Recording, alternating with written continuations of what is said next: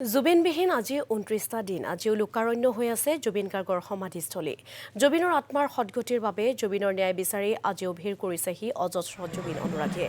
আৰু যেহেতু সমাধিস্থলীত উপস্থিত হৈছিল আমাৰ সাংবাদিক কমল কৃষ্ণ ডেকাৰ জৰিয়তে আমি কিছু পৰিৱেশ আপোনালোকক দেখাব বিচাৰিছোঁ হয় জুবিনবিহীন আজি ২৮টা দিন আৰু ২৮টা দিনৰ এই সন্ধিয়াৰ ভাগতো আমি দেখিবলৈ পাইছোঁ জুবিনৰ যি সমাধিস্থল এই সমাধিস্থলত লোকাৰণ্য পৰিৱেশ অজস্ৰ অনুৰাগী আহি ভিৰ কৰিছে এই সমাধিত মই ভিডিঅ' জাৰ্নেলিষ্টক সেই দৃশ্য কিছু দেখুৱাবৰ কাৰণে অনুৰোধ কৰিছোঁ যে এনেধৰণে ৰাজ্যৰ বিভিন্ন প্ৰান্তৰ পৰা এতিয়া আহি ইয়াত জুবিন যি অনুৰাগী জুবিনৰ যি আচলতে সমাধি এই সমাধিত এটা শ্ৰদ্ধা জনাবৰ উদ্দেশ্যে জুবিনৰ যি আচলতে চিৰশান্তি কামনাৰ উদ্দেশ্যে এনেদৰে চাকি বন্তি জ্বলাই সকলো অনুৰাগীয়ে ইয়াত এনেধৰণৰ এক শ্ৰদ্ধাঞ্জলি জ্ঞাপন কৰা পৰিলক্ষিত হৈছে এটা কথা ক'ব লাগিব যে যি ১৯ তাৰিখৰ পৰা আজিৰ তাৰিখটোলৈকে আমি যদি চাওঁ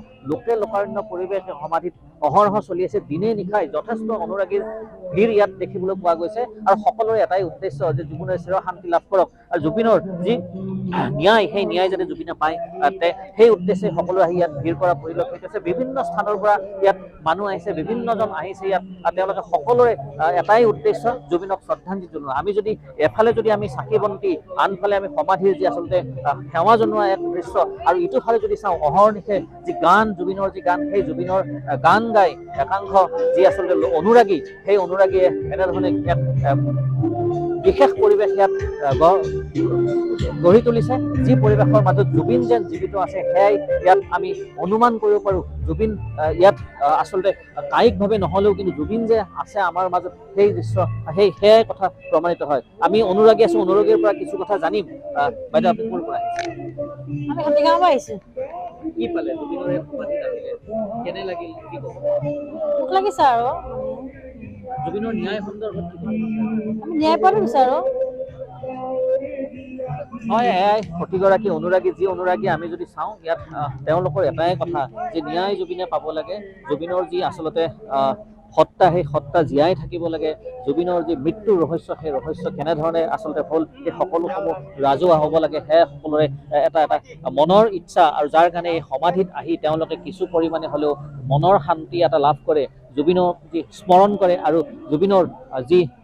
অস্তিত্ব সেই অস্তিত্ব অনুভৱ কৰি ইয়াত সকলোৱে এটাই ক'ব লাগে যে ন্যায় জুবিনৰ যি মৃত্যু সেই মৃত্যুৰ ৰহস্য উদঘাটন হওক ন্যায় পাওক জুবিনে সেইটোৱে কামনা কৰি চিৰশান্তিৰ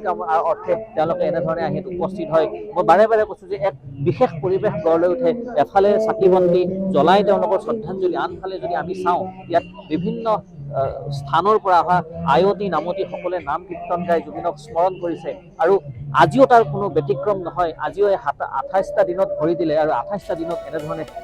সোঁত বৈছে এই সমাধিস্থলীলৈ মই তেওঁলোকৰ আৰু যদি আমি পাওঁ সেই ক'ৰ পৰা আহিছোঁ তেওঁলোকৰ কেনেধৰণৰ আচলতে তেওঁলোকৰ অনুভৱ এই জানিবৰ কাৰণে আমি চেষ্টা কৰিম যে অনুৰাগী আছে অনুৰাগীৰ পৰা কিছু কথা জানিম ক'ৰ পৰা আহিছে আমি বিজয়নগৰৰ পৰা আহিছোঁ কি ক'ব আজি এই ২৮টা দিন পাৰ হ'ল সমাধিত আপোনালোকে আহিছে কি ক'ব মই অত্যন্ত দুখী অনুভৱ কৰিছোঁ ইয়াত আহি এতিয়া আমাৰ জুবিন দাৰ ন্যায় লাগে জাষ্টিছ ফৰ জুবিন যি আচলতে কেম্পেইন চলিছে এই ক্ষেত্ৰত আপুনি কি ক'ব জাষ্টিছ ফৰ জুবিন ন্যায় প্ৰদান হয় ন্যায় পাব লাগে দুখীয়া শাস্তি পাব লাগে সকলোৰে এটাই উদ্দেশ্য যে দুখীয়া শাস্তি পাব লাগে বিভিন্ন স্থানৰ লোক আহিছে দাদা আপুনি ক'ৰ পৰা আহিছে হয় মই সাতগাঁৱৰ পৰা আহিছোঁ কি ক'ব জুবিনৰ ন্যায় সন্দৰ্ভত জুবিনৰ সমাধিৰ ওপৰত কি ক'ব হয় আমাৰ ডাঙৰীয়া CM ডাঙৰীয়া আমাৰ যিখিনি লাগি আছে বহুত লাগিছে আমি আশা আছে যে তেওঁ আমাৰ ন্যায়টো দিয়ে যাতে তাৰ উপৰি তাকে আপুনি বহুত মানে আপোনাৰ কৰিব আৰু সকলোৰে এটাই উদ্দেশ্য জুবিনৰ ন্যায় আৰু জুবিনৰ যি মৃত্যু ৰহস্য সেই ৰহস্য আচলতে উদ্ঘাটন হওক আৰু এটা কথা ক'ব লাগিব এই ক্ষেত্ৰত যে অহা কাইলৈ ইয়াত উপস্থিত হ'ব যি কংগ্ৰেছৰ সাংসদ ৰাহুল গান্ধী ইতিমধ্যে গৌৰৱ গগৈ আহি এই স্থান পৰ্যবেক্ষণ কৰি গৈছে দিনৰ ১ বজাত তেওঁ আহি ৰাহুল গান্ধীয়ে ইয়াত শ্ৰদ্ধাঞ্জলি জনাব কোনো ব্যক্তিগত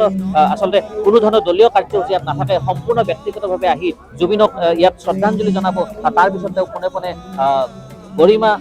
যি আচলতে জুবিনৰ যি পত্নী গৰিমাক লগ ধৰি তেওঁক যি মনৰ দুখ সেই দুখ বুজ ল'ব বুলি ইতিমধ্যে আমি জানিব পাৰিছোঁ আৰু এয়াই নিশ্চয়কৈ কমল কৃষ্ণ ডেকা আপোনাক এই মুহূৰ্তত আমি ধন্যবাদ জ্ঞাপন কৰিছোঁ জুবিনৰ সমাধিস্থলীৰ পৰা কিছু পৰিৱেশ দেখুৱাৰ বাবে